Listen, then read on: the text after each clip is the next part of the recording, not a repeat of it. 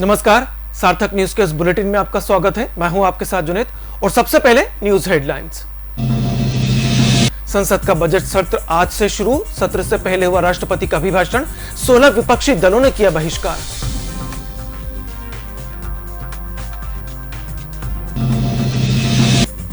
Budget सत्र के अभिभाषण में राष्ट्रपति ने कहा, गणतंत्र दिवस पर हुआ तिरंगे का अपमान दुर्भाग्यपूर्ण, कानून और नियमों का पालन करना चाहिए। बजट सत्र से पहले पीएम मोदी ने की मीडिया से चर्चा। कहा, इस दशक का पहला बजट सत्र शुरू।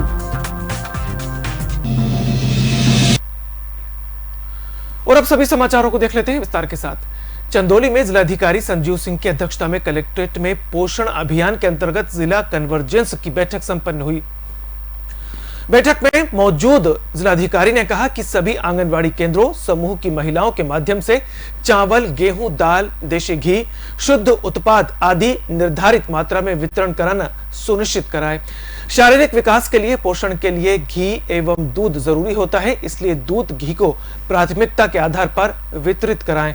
जिलाधिकारी ने संबंधित अधिकारियों और कार्यदायी संस्थाओं से कहा कि 15 दिनों के अंदर समस्त आंगनवाड़ी केंद्रों का निर्माण कार्य पूरा कराएं। इसमें कहीं भी लापरवाही पाई गई तो संबंधित अधिकारी की जवाबदेही तय करते हुए उसके खिलाफ कानूनी कार्रवाई की जाएगी। एक तरफ तो सरकार बच्चियों को लेकर बड़े बड़े दावे करती है, तो वहीं दूसरी तरफ छिंदवाड़ा में छात्राओं को खुलेआम धमकी दी जा रही है। गर्ल्स कॉलेज की छात्राओं ने फीस माफी का निवेदन लेकर कलेक्ट्रेट कार्यालय पहुंची, जहां एसडीएम छात्राओं को देखकर आग बबूला हो गए और छात्राओं को डराने धमकाने लगे। साथ ही यह भी कहा कि यदि दोबारा 5 छात्राओं से अधिक की संख्या में कार्यालय आए तो उनके खिलाफ कानूनी कार्रवाई की जाएगी। ऐसा सुनकर गर्ल्स कॉलेज की छात्राओं की आंखें नम हो गईं।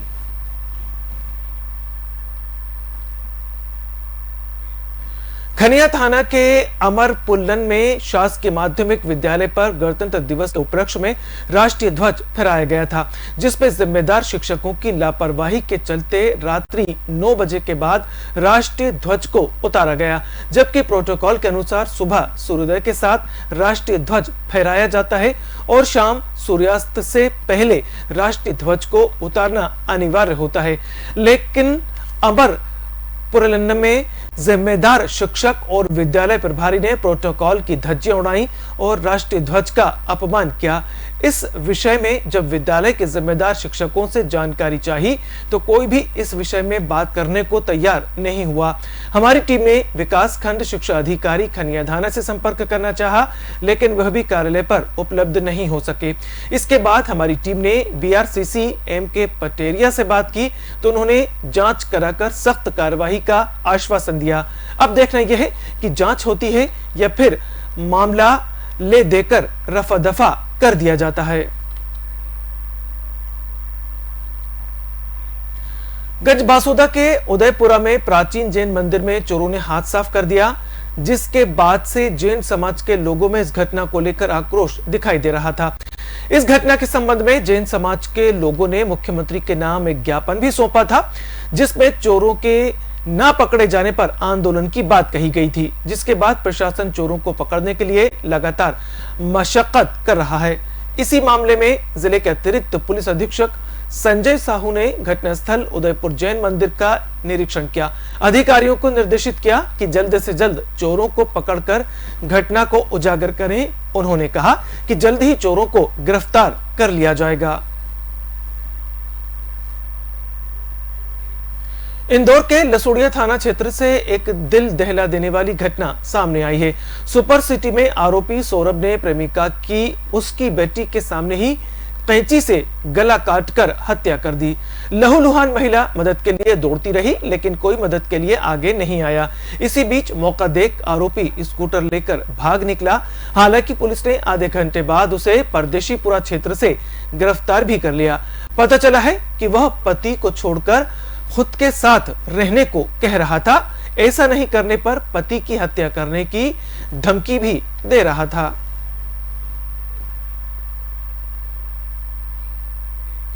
सिंगरौली जिले में एनटीपीसी विंध्यनगर परियोजना में काम कर रहे एक श्रमिक जगजीवन कुशवाहा की मौत हो गई। मौत हो जाने के बाद भी प्रबंधन ने कोई संज्ञान नहीं लिया। इस बात से खफा होकर परिजनों ने धरना दे दिया। बड़ी मुश्किल से जब इस बात का आश्वासन मिला कि शव का पोस्टमार्टम कराया जाएगा और इस घटना की जांच कराई जाएगी, तब जाकर परिजन माने। हालांकि इस पूरे मामले में एनटीपीसी प्रबंधन का रवैया ठीक नहीं रहा। गौरतलब है कि यहाँ पर आए दिन हादसे होते रहते हैं मगर कोई कार्रवाई नहीं होती। इस मामले में भाजपा नेताओं ने कड़ी प्रतिक्रिया दी है। देखिए, सरासर एनटीपीसी प्रबंधन की लापरवाही है और लापरवाही इसलिए है कि घटना पर घटनाएं होते जा रही हैं और किसी पर भी कार्रवाई नहीं हो रहा है। 1 लाख रुपए दे देते हैं कार्रवाई उन लोग के अपना क्रियाकर्म के नाम पर, और आप सोचिए इतनी बड़ी कंपनी है, 1 लाख रुपए इसके लिए क्या है?